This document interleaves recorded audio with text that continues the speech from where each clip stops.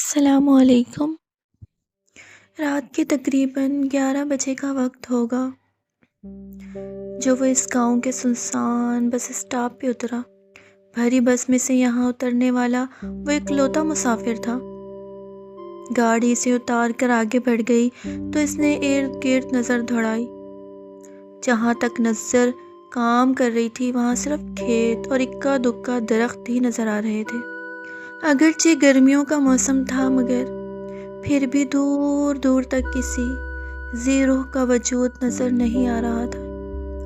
حالانکہ عام طور پر سردیوں کی نسبت گرمیوں کی راتوں میں لوگ آتے جاتے رہتے ہیں، مگر یہاں ایسے لگ رہا تھا جیسے انسان رہتے ہی نہیں ہے۔ اسے بتایا گیا تھا کہ رات 9 بجے تک اسے یہاں تانگا مل سکتا ہے، اس لیے وہ 9 بجے سے پہلے پہنچنے کی کوشش کرے۔ بصورت دیگر اسے 7 کلومیٹر کا سفر پیدل ہی طے کرنا ہوگا۔ موبائل ابھی ایجاد نہیں ہوا تھا، ورنہ وہ کال کر کے اپنے کسی کزن کو ہی بلا لیتا۔ اس نے جیب سے سگریٹ نکال کر سلگائی اور ایک لمبا کش کھینچ کر چل پڑا۔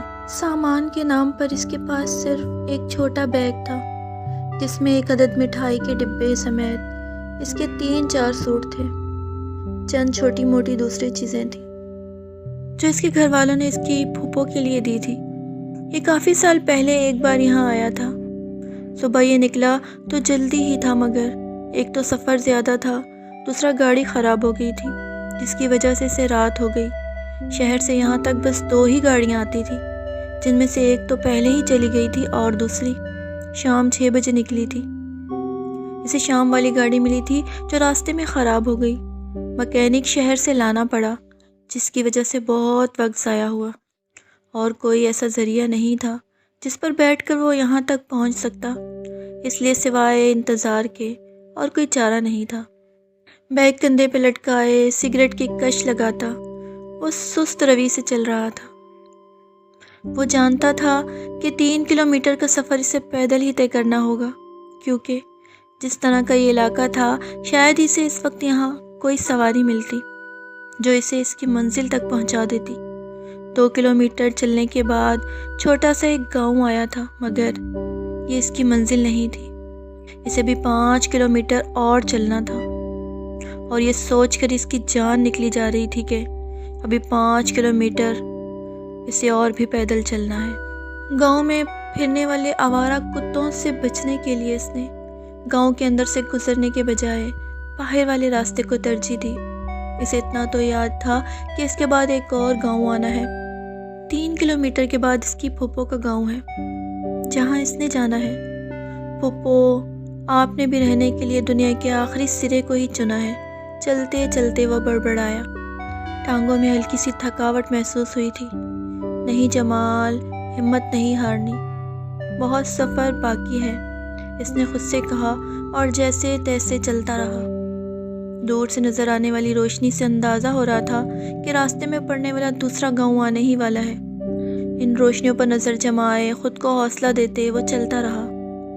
کچھ دیر چلنے کے بعد اس کی ٹانگیں جواب دے گئی تو وہ ایک جگہ بیٹھ گیا۔ بس اسٹاپ سے لے کر اب تک کچھ پل کے لیے وہ صرف 2 جگہ رکا تھا۔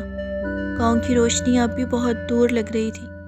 وہ سانس لینے کو بیٹھ تو گیا تھا، مگر اب اس کا دل نہیں کر رہا تھا کہ وہ یہاں سے اٹھے۔ دل چاہ رہا تھا کہ یہیں زمین پر بیگ کا سرہانہ بنا کر سو جائے، مگر وہ ایسا صرف سوچ سکتا تھا، کر نہیں سکتا تھا۔ کافی دیر وہ وہیں سگریٹ پھونکتا رہا اور پھر ہمت کر کے اٹھ کھڑا ہوا۔ اسے بہرحال چلنا ہی تھا، تبھی سفر کٹ سکتا تھا۔ ابھی وہ چند قدم ہی چلا تھا کہ اپنی دائیں طرف اسے کسی چیز کے بھاگنے کی آواز آئی۔ وہ ٹھٹک کر رکا اور آنکھیں پھاڑ کر اس طرف دیکھنے لگا۔ دل کی دھڑکن خود بخود بڑھ گئی تھی۔ اندھیری رات تھی، اس لیے چند قدم آگے اسے کچھ نظر نہیں آ رہا تھا۔ کوئی گیدڑ یا کتا ہوگا، اس نے خود کو تسلی دی اور ایک بار پھر چل پڑا۔ دھڑکن ابھی بھی معمول پر نہیں آئی تھی۔ انسان کو مصیبت میں ہمیشہ اللہ تعالیٰ ہی یاد آتا ہے، اور انسان ایسا خود غرض ہے کہ اللہ تعالیٰ کو صرف مصیبت میں ہی یاد کرتا ہے۔ جمال کو بھی جو کچھ یاد تھا سب پڑھ لیا، اور اب اللہ تعالیٰ کے پاک ناموں کا ورد کرتے چلنے لگا۔ اللہ کے نام سے دل کو کافی حد تک ڈھارس ہو گئی تھی۔ دوسرا گاؤں قریب آ گیا تھا۔ جمال کو اس گاؤں کے اندر سے ہی گزر کر جانا تھا کیونکہ اس کے چاروں طرف کھیت تھے۔ راستہ صرف گاؤں کے اندر سے ہی گزرتا تھا۔ گاؤں میں داخل ہونے سے پہلے جمال نے آوارہ کتوں سے بچنے کے لیے ایک لکڑی اٹھا لی تھی۔ اللہ کے مختلف مقدس ناموں کا وید کرتا وہ گاؤں میں داخل ہو گیا۔ کہیں کہیں کسی گھر کے باہر کوئی بلب روشن تھا۔ جمال کو کسی گھر کے باہر لوگ بھی سوتے ہوئے نظر آئے۔ گاؤں دیہات میں گرمیوں میں عموماً لوگ باہر سوتے ہیں۔ وہ 2 گلیاں گزر کر اب قدرے ایک کھلے بازار میں آ گیا تھا۔ ایک طرف 2-3 کتے لیٹے ہوئے تھے۔ انسانی قدموں کی آہٹ پا کر ان میں سے ایک نے سر اٹھا کر جمال کی طرف دیکھا۔ کتے کو اپنی طرف متوجہ پا کر جمال چوکنا ہو گیا۔ کہیں ایسا نہ ہو کہ کتا لکڑی دیکھ کر اس پر حملہ کر دے، اس لیے ہاتھ میں پکڑی لکڑی کو اس نے چھپا لیا تھا۔ کتا چند پل جمال کی طرف دیکھتا رہا، پھر دوسری طرف سے کوئی رد عمل نہ پا کر اس نے دوبارہ سر زمین پر رکھ دیا۔ جمال کتے پر نظر جمائے آگے بڑھتا رہا۔ کچھ دور جا کر اسے تسلی ہو گئی کہ وہ اب گاؤں سے نکل آیا ہے۔ اس کی منزل ابھی بھی تقریباً 2-2.5 کلومیٹر دور تھی۔ وہ جیسے ہی گاؤں سے نکلا اسے اپنے پیچھے کتے کی گراہٹ سنائی دی۔ جمال نے بجلی کی سی تیزی سے پلٹ کر دیکھا۔ اس سے کچھ فاصلے پر سفید رنگ کا ایک بڑا کتا کھڑا جمال کی طرف دیکھ کر بھونک رہا تھا۔ جمال وہیں ساکت ہو گیا۔ اس نے کتے کو پیار سے پچکارنے کی کوشش کی کیونکہ وہ جانتا تھا کہ وہ کتے سے تیز نہیں بھاگ سکتا، اس لیے پیار سے اسے آرام کرنے کی کوشش کر رہا تھا۔ جمال کتے کو پچکارتے ہوئے الٹے قدموں آہستہ آہستہ پیچھے ہٹنے لگا۔ جمال پیچھے ہٹنے لگا تو کتا کچھ اور آگے آ گیا۔ اس کے بھونکنے میں بھی تیزی آ گئی تھی۔ اس نئی پریشانی پر جمال نے ادھر ادھر دیکھا تو اسے اپنی بائیں طرف ایک مکان کا بوسیدہ سا دروازہ نظر آیا۔ وہ آہستہ آہستہ اس مکان کی طرف بڑھنے لگا۔ کتا بھی اس کے پیچھے ہی آ رہا تھا۔ اس کے بھونکنے میں کمی آنے کے بجائے مزید شدت آ گئی تھی۔ جمال کو اور کچھ نہ سوجا تو اس نے اپنے قدم روک دیے اور کتے کے قریب آنے کا انتظار کرنے لگا۔ کتا اس سے کچھ فاصلے تک آیا اور پھر وہیں کھڑا بھونکتا رہا۔ جمال نے کتے پہ لعنت بھیجی اور خود کو پرسکون کرنے کے لیے سگریٹ سلگا لی۔ جمال کے سگریٹ سلگاتے ہی کتا ایک دم خاموش ہو گیا اور عجیب سی نظروں سے جمال کی طرف دیکھنے لگا۔ پھر وہ آہستہ سے مڑا اور ایک طرف چلا گیا۔ جمال وہیں بیٹھ کر سگریٹ پینے لگا۔ اس نے سوچا تھا کہ کچھ دیر یہاں بیٹھ کر تھکاوٹ دور کرے گا اور پھر آگے چل پڑے گا۔ اس کی ٹانگیں اگرچہ اب جواب دے چکی تھی مگر مسئلہ یہ تھا کہ یہاں اس کا ایسا کوئی جاننے والا نہیں تھا جس کے پاس وہ رات گزار سکتا۔ سگریٹ ختم کر کے وہ کافی دیر وہیں بیٹھا رہا۔ ہمت کرو جمال، منزل قریب ہے، اس نے خود سے کہا اور اٹھ کھڑا ہوا۔ عین اسی لمحے اس مکان کا وہی بوسیدہ دروازہ کھلا اور اس میں سے ایک جوان لڑکی نکل کر آہستہ آہستہ چلتی جمال کے قریب پہنچ گئی۔ اگر جمال اسے گھر سے نہ نکلتے دیکھتا تو یہی سمجھتا کہ یہ کوئی چڑیل ہے، مگر اس نے اپنی آنکھوں سے دروازہ کھلتے اور اس لڑکی کو باہر آتے دیکھا تھا۔ آپ کون ہیں اور رات کے اس پہر یہاں کیا کر رہے ہیں؟ لڑکی نے قریب آتے ہی جمال سے پوچھا۔ 16-17 سال کی وہ ایک خوبصورت لڑکی تھی جس نے عام سے سادہ سے کپڑے پہن رکھے تھے۔ مجھے اس گاؤں میں جانا ہے، جمال نے ہاتھ سے ایک طرف اشارہ کرتے ہوئے کہا۔ نہ چاہتے ہوئے بھی جمال کی نظریں اس لڑکی کے پاؤں کی طرف چلی گئی۔ ڈرو نہیں، میں چڑیل نہیں ہوں، جمال کی نظروں کا مطلب سمجھتے ہوئے لڑکی نے مسکرا کر کہا۔ جمال شرمندہ سا ہو کر مسکرا دیا۔ آپ کہاں سے آئے ہیں؟ لڑکی نے دوسرا سوال کیا۔ جمال نے اسے اپنے شہر کا نام بتایا اور یہ بھی کہ اس گاؤں میں اس کی پھوپھو رہتی ہیں جن سے ملنے وہ یہاں آیا تھا اور گاڑی خراب ہونے کی وجہ سے لیٹ ہو گیا۔ اس گاؤں کی لڑکیاں ہمارے اسکول میں پڑھتی تھی، ان میں سے ایک لڑکی میری کلاس فیلو اور بہت اچھی دوست تانیہ بھی تھی۔ پتہ نہیں وہ اب کہاں ہوگی، کئی سال ہو گئے اسے دیکھا ہی نہیں، لڑکی نے عجیب سے دکھ بھرے لہجے میں حسرت سے کہا۔ تانیہ تو میری کزن کا بھی نام ہے، جمال نے اچانک کہا اور اپنے پھوپھا کا نام بتا کر پوچھا، کہیں وہ تانیہ وہی تو نہیں؟ جمال کے پھوپھا کا نام سنتے ہی لڑکی کی آنکھوں میں چمک سی ابھری۔ ہاں ہاں بالکل وہی، اس کے ابو کا نام بھی یہی تھا۔ آپ اس کی کزن ہیں؟ لہجہ اشتیاق بھرا تھا۔ ہاں میں اس کا کزن ہوں، جمال نے کہا اور ساتھ ہی اس کا نام پوچھ لیا۔ میرا نام سونیا ہے، سب مجھے سونی کہتے تھے، لڑکی نے کہا۔ تو جمال اس کے آخری لفظ پر چونک پڑا۔ کہتے تھے کیا مطلب؟ اب نہیں کہتے؟ جمال نے کہا۔ تو سونیا گڑبڑا سی گئی۔ نہیں مم، میرا مطلب ہے کہ کہتے ہیں۔ جمال خاموش ہو گیا۔ اس نے سوچا شاید لفظی غلطی ہے۔ حیرت کی بات یہ تھی کہ وہ کافی دیر سے یہاں کھڑی اس سے گفتگو کر رہی تھی، جیسے اسے کوئی جلدی نہیں ہے اور نہ ہی اسے گھر والوں کی طرف سے کوئی مسئلہ ہے۔ آپ ایسا کریں، ہمارے گھر رات گزار لیں، صبح ہوتے ہی چلے جانا۔ ویسے بھی آپ نے کافی سفر پیدل طے کیا ہے، تھک گئے ہوں گے۔ میں وہاں کھڑی دیکھ رہی تھی جب آپ کو کتے نے گھیرا تھا۔ مجھے کتوں سے بہت ڈر لگتا ہے، اس لیے میں چھپ کر دیکھتی رہی۔ سونے کے آخری الفاظ پر جمال کو ہنسی آ گئی۔ لڑکی کی آفر بری نہیں تھی۔ جمال سوچنے لگا کہ واقعی پیدل چل چل کر وہ تھک چکا تھا، مگر یوں کسی اجنبی لڑکی کے گھر میں رات گزارنا بھی ٹھیک نہیں تھا۔ شاید اس کے گھر والوں کو یہ بات اچھی نہ لگے، جمال نے سوچا، اور اپنے خیالات کا اظہار اس لڑکی سے بھی کر دیا۔ گھر میں صرف میری ماں ہے، لڑکی نے کہا۔ تو جمال کو مزید حیرت ہوئی۔ آپ میری دوست کے کزن ہیں تو میرے لیے بھی اجنبی نہیں رہے، لڑکی نے مسکرا کر کہا۔ تو جمال کو اپنے سوال کا جواب مل گیا۔ جمال نے ایک پل سونیا کے آفر پر غور کیا اور پھر اپنا بیگ اٹھا کر اس کے ساتھ چل پڑا۔ مزید 2 کلومیٹر کا سفر طے کرنے کے بجائے بہتر تھا باقی بچنے والی رات وہ یہاں گزار کر صبح ہوتے ہی آگے روانہ ہو جاتا۔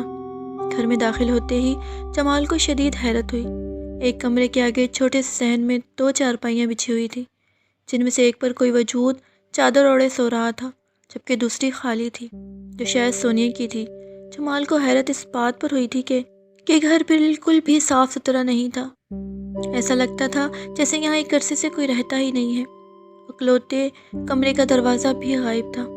آپ اس پر لیٹ جائیں، سونیا نے ایک طرف پڑی چارپائی کی طرف اشارہ کرتے ہوئے جمال سے کہا۔ جمال کو لگا کہ گھر میں یہ دونوں ہی رہتی ہیں اور شاید کوئی ذریعہ معاش بھی نہیں ہے، اس لیے غربت کی وجہ سے گھر کا یہ حال ہے۔ جمال نے بنا کوئی سوال کیے اپنا بیگ زمین پر رکھا اور چارپائی کے اوپر لیٹ گیا۔ آپ کو بھوک تو نہیں لگی؟ سونیا کو شاید خیال آیا کہ جمال بھوکا ہوگا۔ جمال کو اگرچہ بھوک محسوس ہو رہی تھی، مگر اس نے گھر کی حالت اور وقت کے پیش نظر کہہ دیا کہ اسے بھوک نہیں ہے۔ وہ نہیں چاہتا تھا کہ اس کی وجہ سے رات کے اس وقت یہ لوگ تنگ ہوں۔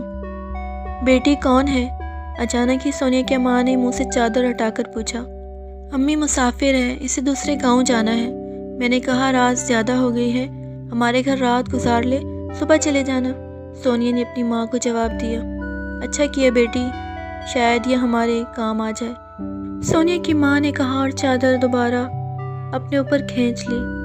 جمال سونیا کی والدہ کے الفاظ شاید یہ ہمارے کام آ جائے سن کر چونکا۔ میں آپ کے کیا کام آ سکتا ہوں؟ جمال نے سونیا سے مخاطب ہو کر پوچھا۔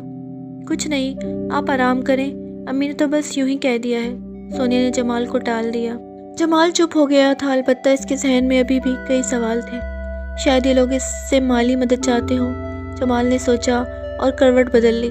اس نے سوچ لیا تھا کہ صبح جانے سے پہلے وہ ان لوگوں کی مدد ضرور کرے گا۔ تھکاوٹ کی وجہ سے جمال کو جلد ہی نیند نے آ لیا۔ صبح سورج کی کرنیں اس پر پڑی تو وہ نیند سے جاگا تھا۔ پہلے پہل تو اسے سمجھ ہی نہیں آئی کہ وہ کہاں ہے، پھر رات کا سارا منظر اس کی آنکھوں کے سامنے گھوم گیا۔ وہ جلدی سے چارپائی سے اٹھا اور ادھر ادھر دیکھا، وہاں سوائے اس کے اور کوئی زیرو نہیں تھی، البتہ صحن میں 2 چارپائیاں، جن میں سے ایک پر وہ موجود تھا، مگر ان کو دیکھ کر لگتا تھا جیسے برسوں سے کوئی ان پر لیٹا ہی نہیں ہے۔ جمال کچھ دیر یوں ہی بیٹھا انتظار کرتا رہا کہ شاید سونیا یا اس کی امی آ جائے، مگر 10 منٹ تک جب کوئی نہ آیا تو وہ سونیا کو آواز دیتا اندر کمرے کی طرف چل پڑا۔ کمرے میں ایک ٹوٹی کرسی کے علاوہ اور کچھ بھی نہیں تھا۔ کمرے کی حالت بھی گھر جیسی ہی تھی۔ جمال کو سمجھ نہیں آ رہی تھی کہ وہ کیا کرے۔ رات والا سارا واقعہ اسے خواب کی طرح لگ رہا تھا، مگر جمال کی اس گھر میں موجودگی بھی حقیقت تھی، جو یہ ظاہر کر رہی تھی کہ جمال اس گھر میں اپنی مرضی سے نہیں آیا تھا۔ یقیناً اسے کوئی لایا تھا۔ اسے یہاں لانے والی وہ لڑکی اب نظر نہیں آ رہی تھی، اور گھر کی حالت سے لگ رہا تھا جیسے برسوں سے یہاں کوئی رہتا ہی نہیں ہے۔ جمال دل میں عجیب سی کشمکش لیے گھر سے نکل کر آگے چل پڑا۔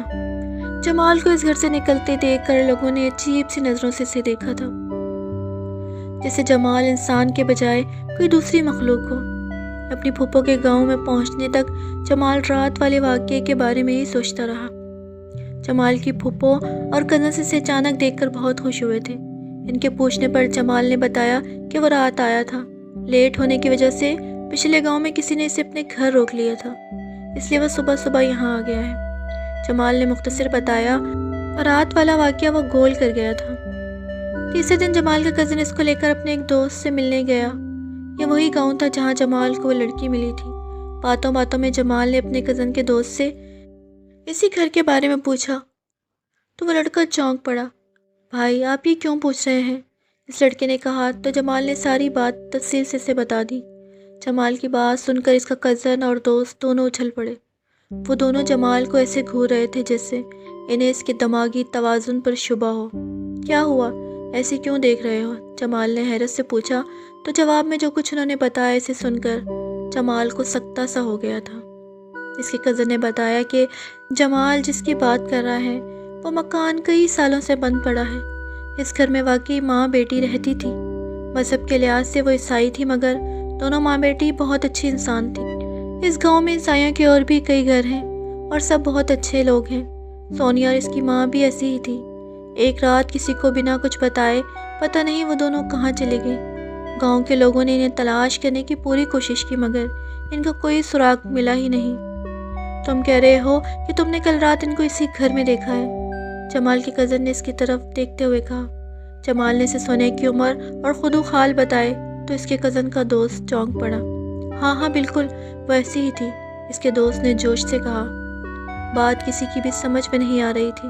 تینوں اٹھ کر اس مکان کو دیکھنے چل پڑے۔ وہاں سوائے خاموشی کے اور کچھ بھی نہیں تھا۔ جمال نے گھر کا جو نقشہ ان کو بتایا تھا ہو بہو ویسا ہی تھا۔ چارپائیاں اب بھی ویسی ہی پڑی تھی۔ ذہن میں کئی سوال تھے، وہ تینوں واپس آ گئے۔ البتہ جمال کو یہ ضرور پتہ چل گیا تھا کہ سونیا نامی وہ لڑکی اگر چڑیل نہیں تھی تو انسان بھی نہیں تھی۔ اسے یاد آیا کہ اس رات اس پہ جو کتا بھونک رہا تھا وہ دراصل جمال کو نہیں بلکہ سونیا کو دیکھ کر بھونک رہا ہوگا۔ جمال نے سگریٹ سلگائی تو کتا خاموش ہو گیا تھا۔ سونیا نے کہا تھا کہ وہ اسے کب سے دیکھ رہی ہے مگر آگے نہیں آئی کیونکہ اسے کتوں سے ڈر لگتا ہے۔ جمال نے اپنی کزن تانیہ کو ساری بات بتائی تو وہ اچھل پڑی۔ بالکل بھائی، سونیا نام کی ایک عیسائی لڑکی میرے ساتھ پڑھتی تھی اور کئی سال پہلے وہ جب کئی دن اسکول نہیں آئی تو ٹیچر نے اس کے گھر اسکول کے چوکیدار کو بھیجا تھا۔ چوکیدار کے مطابق سونیا اور اس کی امی پراسرار طور پر لاپتہ ہیں اور اب آپ کہہ رہے ہیں کہ وہ آپ کو اپنے ہی گھر میں ملی ہے۔ شاید وہ واپس آ گئی ہو۔ تانیہ نے اپنے خیال پیش کیا مگر جمال جانتا تھا کہ بات کچھ اور ہے۔ اگر وہ واپس آ گئی ہوتی تو ان کے گھر کی ویسی حالت نہ ہوتی اور وہ دن میں بھی نہیں ملتی۔ اس کے گاؤں والے بھی ان کی واپسی سے لا علم تھے۔ جمال نے تہیہ کر لیا تھا کہ وہ اس کہانی کا پتہ لگا کر رہے گا۔ اگلی رات وہ اسی گاؤں میں اپنے کزن کے دوست کے گھر موجود تھا۔ رات کے 11:30 بجے وہ اس کے گھر سے نکلا اور سونیا کے گھر کے باہر آ کر بیٹھ گیا۔ اسے وہاں بیٹھے صبح ہو گئی مگر اس کا مقصد پورا نہیں ہوا۔ اسے سونیا نظر نہیں آئی تھی۔ اگلی رات وہ پھر وہیں موجود تھا۔ رات 12:30 کا وقت ہوگا جب جمال کو سونیا کے گھر کے پاس سفید سا ایک سایہ نظر آیا۔ جمال فوراً اس کی طرف چل پڑا۔ اس کے قریب پہنچنے سے پہلے ہی جمال سونیا کو پہچان چکا تھا۔ سونیا سپاٹ چہرہ لیے جمال کو قریب آتے دیکھتی رہی۔ کون ہو آپ؟ جمال نے اس کے قریب پہنچتے ہی کہا۔ میرے پیچھے آ جاؤ، سونیا نے کہا اور واپس گھر کی طرف چل پڑی۔ جمال نے ایک پل سوچا اور پھر اس کے پیچھے چل پڑا۔ جمال سونیا کے پیچھے گھر میں داخل ہوا تو حیران رہ گیا۔ بالکل اسی رات کی طرح آج بھی چارپائی پر ایک وجود چادر اوڑھے سو رہا تھا۔ قدموں کی چاپ سن کر اس نے چہرے سے چادر ہٹائی اور پوچھا کہ کون ہے؟ امی جمال ہے۔ سونیا کا جواب سن کر اس نے پھر سے چادر اپنے اوپر کھینچ لی۔ سونیا نے اسے اشارہ کیا اور کمرے کے اندر چلی گئی۔ جمال بھی حیران سا اس کے پیچھے کمرے میں داخل ہو گیا۔ سونیا کمرے کے وسط میں کھڑی زمین کو گھور رہی تھی۔ ہم کئی سال سے یہاں ہیں، سونیا نے فرش کی طرف انگلی سے اشارہ کیا۔ جمال کی سمجھ میں کچھ نہیں آیا تھا۔ اس نے چونک کر سونیا کو دیکھا۔ سونیا بس سطور زمین کو گھور رہی تھی۔ کچھ دیر بعد اس نے سر اٹھا کر جمال کو دیکھا اور بتانا شروع کیا۔ کچھ سال پہلے ایک رات ہم ماں بیٹی گھر میں سو رہی تھی کہ اچانک 3 نقاب پوش لڑکے دیوار پھلانگ کر اندر آئے اور ہم دونوں ماں بیٹی کو جاگنے سے پہلے ہی قابو کر کے رسیوں سے جکڑ دیا۔ وہ تینوں لڑکے اسی گاؤں کے تھے۔ گھر میں کوئی قیمتی سامان نہ تھا، سو ان لوگوں کو کچھ نہیں ملا۔ جب وہ مایوس ہو کر جانے لگے، ان میں سے ایک کے چہرے کا نقاب ہٹ گیا تھا اور میں نے اسے فوراً پہچان لیا کہ وہ گاؤں کے کس گھر سے ہیں۔ میں نے سوچ لیا تھا کہ سارے گاؤں کے سامنے ان کو ذلیل کروں گی، اور شاید یہ بات وہ بھی جان گئے تھے، اس لیے انہوں نے مجھے اور میری ماں کو کھنجر مار کر قتل کر دیا۔ میری آنکھ کھلی تو وہ ہمارے کمرے کے کچے فرش کی مٹی برابر کر رہے تھے۔ ایک طرف میری ماں بیٹھی خاموشی سے انہیں دیکھے جا رہی تھی۔ میں نے اپنی ماں کو آواز دی اور بھاگ کر ان کے قریب پہنچی۔ حیرت کی بات یہ تھی کہ میری آواز ان تینوں میں سے کسی کو بھی سنائی نہیں دے رہی تھی۔ وہ باہر جانے لگے تو میں نے ان کا راستہ روکنا چاہا، مگر وہ ایسے گزر گئے جیسے میں ان کے سامنے تھی ہی نہیں۔ میرا وجود فقط دھواں تھا۔ اس کے بعد آج تک میں نے کئی لوگوں کو مخاطب کیا، مگر نہ کسی کو میں نظر آتی تھی اور نہ ہی ان کو میری آواز سنائی دیتی تھی۔ اس رات آپ نے مجھے دیکھا تو مجھے بہت خوشی ہوئی۔ آپ پہلے انسان تھے جس کو میں نظر آ رہی تھی۔ تب میں نے سوچ لیا تھا کہ آپ کو اپنی ساری کہانی سناؤں گی۔ اگر آپ ہمارے لیے کچھ کر سکے تو یہ آپ کا ہم پر احسان ہوگا۔ وہ لوگ آج بھی اسی گاؤں میں رہتے ہیں۔ میں روز ان کو دیکھتی ہوں مگر کچھ کر نہیں سکتی۔ مجھ سے کیا چاہتی ہو؟ جمال نے پوچھا۔ آپ ہمیں انصاف دلا دیں، پولیس کے پاس جائیں اور ان کو یہ ساری کہانی سنا کر ان لوگوں کو پکڑوا دیں۔ میں خود پولیس میں ہوں، جمال نے کہا۔ سونیا نے بے یقینی سے جمال کو دیکھا، جیسے اسے اس کی بات کا یقین نہ آیا ہو۔ واقعی؟ سونیا کے لہجے میں حیرت اور خوشی تھی۔ ہاں، میں پولیس میں اچھے عہدے پر ہوں، مگر یہ پھر بھی ممکن نہیں ہے کیونکہ عدالت ثبوت مانگتی ہے اور ہمارے پاس ایسا کوئی ثبوت نہیں جس سے ہم ثابت کر سکیں کہ وہ تینوں قاتل ہیں۔ اور اگر میں آپ کی سنائی ساری کہانی سنا بھی دوں تب بھی کوئی یقین نہیں کرے گا، الٹا میرا مذاق بنایا جائے گا۔ جمال کی باتیں سن کر سونیا کے چہرے پر مایوسی پھیل گئی۔ البتہ میں ایک وعدہ ضرور کرتا ہوں کہ آپ کو انصاف ضرور ملے گا، جمال نے سونیا کی طرف دیکھتے ہوئے پرعزم لہجے میں کہا اور جانے کے لیے اٹھ کھڑا ہوا۔ اگلے دن جمال یہاں سے واپس چلا گیا۔ ٹھیک 15 دن بعد ایک ایک کر کے وہ تینوں لڑکے غائب ہو گئے۔ ان کو بہت تلاش کیا گیا مگر وہ نہیں ملے۔ ایک صبح سونیا کے گھر کے باہر سے تینوں کی جلی ہوئی لاشیں مل گئی۔ پتہ نہیں کیسے یہ بات سارے گاؤں میں پھیل گئی تھی کہ ان سے انتقام لے لیا گیا ہے۔ سونیا اور اس کی ماں کی روح نے مارا ہے، جس کے ساتھ زیادتی کر کے ان لوگوں نے اسے مار کر اسی گھر میں ہی دبا دیا تھا۔ گاؤں کے لوگوں نے اس بات کی تصدیق کے لیے سونیا کے گھر میں بنے کمرے کی کھدائی کی تو انہیں وہاں سے 2 ڈھانچے ملے تھے جن کو عیسائیوں کے قبرستان میں دفنا دیا گیا۔ جمال کئی ماہ بعد دوبارہ اپنی پھوپھو سے ملنے آیا تھا۔ سونیا کے گھر کے سامنے سے گزرتے ہوئے بے ساختہ اس کی نظر اس گھر کی طرف اٹھ گئی، مگر وہاں کچھ نہیں تھا، اور جمال یہ بات جانتا تھا کہ سونیا اب اسے کبھی نظر نہیں آئے گی کیونکہ اس کی روح انصاف کے لیے بھٹکتی پھر رہی تھی اور اسے انصاف مل گیا تھا۔ جمال نے اپنی ساتھیوں کی مدد سے ان لڑکوں کو اغوا کیا اور پھر ایک رات سونیا کے گھر کے پاس لے آیا۔ جمال نے ان کو اس رات کا سارا واقعہ ہو بہو سنایا تو وہ اچھل پڑے۔ وہ تو سمجھ رہے تھے کہ ان کو کسی نے دیکھا ہی نہیں ہے، مگر وہ یہ بات بھول گئے تھے کہ جو زمین کے ساتھ پردوں کے اندر کا حال بھی جانتا ہے، وہ ان کی اس حرکت سے کیسے بے خبر رہ سکتا ہے۔ جمال نے سونیا کے کہنے پر ان کو آگ لگائی تھی۔ وہ لوگ سونیا کو نہیں دیکھ سکتے تھے، اس لیے نہیں جان پائے کہ جمال کو کس نے بتایا ہے۔ ان کے مرتے ہی سونیا نے جمال کا شکریہ ادا کیا اور ہمیشہ کے لیے نظروں سے اوجھل ہو گئی۔